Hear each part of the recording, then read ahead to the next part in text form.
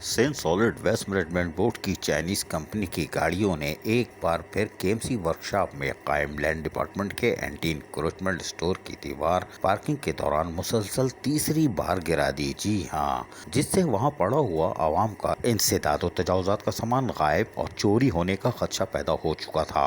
Workshop in charge और union रहनुमा सैयद जुल्फ़िकार शाह ने फौरी तौर पर टूटी हुई दीवार का मुआयना करने के बाद वहां अपने दीगर यूनियन के कारकुनान के हमरा वहां मलबे और गिरे हुए दरख्त डालकर रास्ता बंद करके खुली जगह से आमोदरफ बंद करने की मुमकिन कोशिश की, ताकि सेंट सॉलिड वेस्ट मैनेजमेंट बोर्ड का कोई सामान चोरी ना हो और तजावुजात का सामान जो कि स्टोर में ला के रखा गया था वो भी यहाँ से गायब ना हो सके।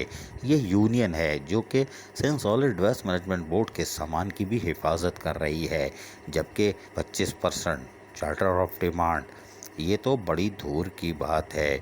ये तो मास्क और सैनिटाइज़र भी देने को तैयार नहीं है। लॉलीपॉप भी असली वाली 10 रुपए की देने को तैयार नहीं है। तस्वीर भी नहीं दिखाते, लफाजी तौर पर लॉलीपॉप दी जाती है।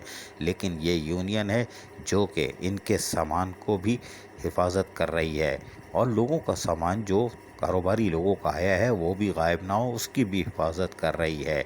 लेकिन ये चाइनीज़ कंपनियां बार बार दीवार क्यों तोड़ रही हैं ये कोई नहीं पूछेगा, इसलिए कि सॉलिड वेस्ट मैनेजमेंट बोर्ड के अफसरान शर्मिंदा होंगे।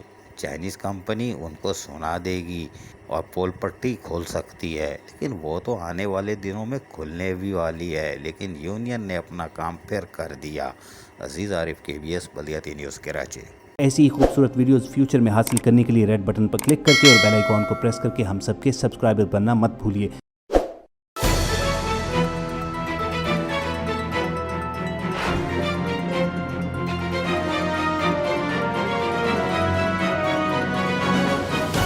KBS बलियाती न्यूज़।